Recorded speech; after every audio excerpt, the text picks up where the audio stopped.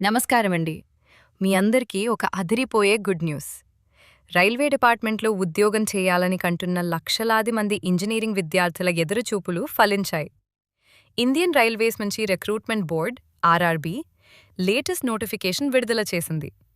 ఏకంగా 4098 ఉద్యోగాలతో junior engineer JEE, DMs మరియు CMA పోస్టుల భర్తీకి ప్రకటన వచ్చేసింది. ఈ వీడియోలో ఈ ఉద్యోగాలకు అర్హతలేంటి, ఎవరు అప్లై చేసుకోవచ్చు, సెలక్షన్ ప్రాసెస్ ఎలా ఉంటుంది అనే పూర్తి వివరాలను క్షుణ్ణంగా తెలుసుకుందాం. వీడియోను ఎక్కడా స్కిప్ చేయకుండా చివరి వరకు చూడండి. మొదటగా ఖాళీల వివరాలు చూద్దాం. మొత్తం 4098 పోస్టులను ఈ రిక్రూట్మెంట్ డ్రైవ్ ద్వారా భర్తీ చేస్తున్నారు. ఇందులో జూనియర్ ఇంజనీర్ జేఈ వివిధ టెక్నికల్ డిపార్ట్మెంట్లలో అత్యధికంగా జూనియర్ ఇంజనీర్ పోస్టులు ఉన్నాయి. Depot material superintendent DMs, depart material superintendent పోస్టులు, కెమికల్ మరియు metallurgical assistant CMA, chemical and metallurgical assistant పోస్టులు అందుబాటులో ఉన్నాయి. ఇక ముఖ్యమైన తేదీల విషయానికి అప్లికేషన్ ప్రాసెస్ ప్రారంభం. ఈ రోజు నుంచే ఆన్లైన్ దరఖాస్తులు మొదలవుతున్నాయి. చివరి తేదీ సెప్టెంబర్ 13 వరకు అప్లై చేసుకోవడానికి అవకాశం ఉంది. కాబట్టి చివరి నిమిషం వరకు వెయిట్ చేయకుండా వీలైనంత త్వరగా అప్లై చేసుకోవడం మంచిది. ఇప్పుడు చాలా ముఖ్యమైన విషయమైన అర్హతల గురించి మాట్లాడుకుందాం. Educational qualification. సంబంధిత ఇంజనీరింగ్ విభాగంలో డిప్లొమా లేదా ఇంజనీరింగ్ డిగ్రీ BE/BTech పూర్తి చేసినవారు ఈ పోస్టులకు అప్లై చేసుకోవడానికి అర్హులు. మీరు ఏ బ్రాంచ్లో ఇంజనీరింగ్ చేశారో దానికి తగిన పోస్టులను ఎంచుకోవాల్సుంటుంది. వయసు పరిమితి. అభ్యర్థుల వయసు సాధారణంగా 18 నుంచి 33 ఏళ్ల మధ్య ఉండాలి. అంతేకాకుండా ప్రభుత్వ నిబంధనల ప్రకారం రిజర్వ్డ్ కేటగిరీల వారికి, ఎస్సీ, ఎస్టీ, ఓబీసీ మరియు ఇతర వర్గాలకు ఏజ్ రిలాక్సేషన్ అనగా వయసులో సడలింపు కూడా వర్తిస్తుంది. సెలక్షన్ ప్రాసెస్ ఎలా ఉంటుందనేది ప్రతి ఒక్కరూ తెలుసుకోవాలి. ఈ రైల్వే ఉద్యోగాల భర్తీ మొత్తం 4 ప్రధాన దశల్లో జరుగుతుంది. CBT-1. ఇది మొదటి దశ ఆన్లైన్ రాత పరీక్ష. ఇది కేవలం స్క్రీనింగ్ టెస్ట్ లాంటిది. ఇందులో maths, reasoning, general awareness, general science నుంచి ప్రశ్నలు వస్తాయి.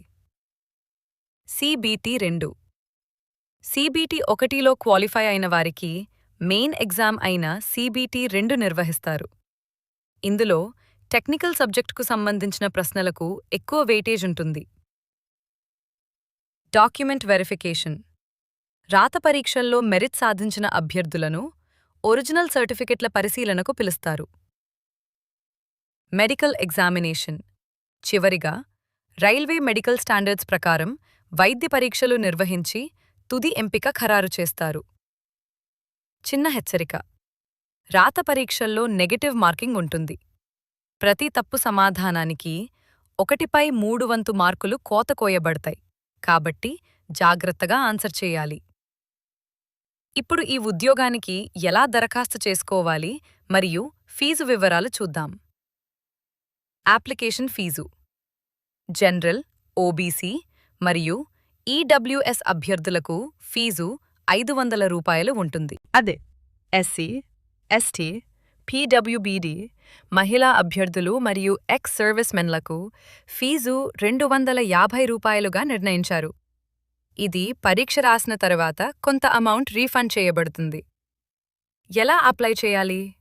మీరు ఆన్లైన్లో అప్లై చేయడానికి రైల్వే వారి అధికారిక వెబ్సైట్ www.rrbapply.gov.in ని సందర్శించాలి.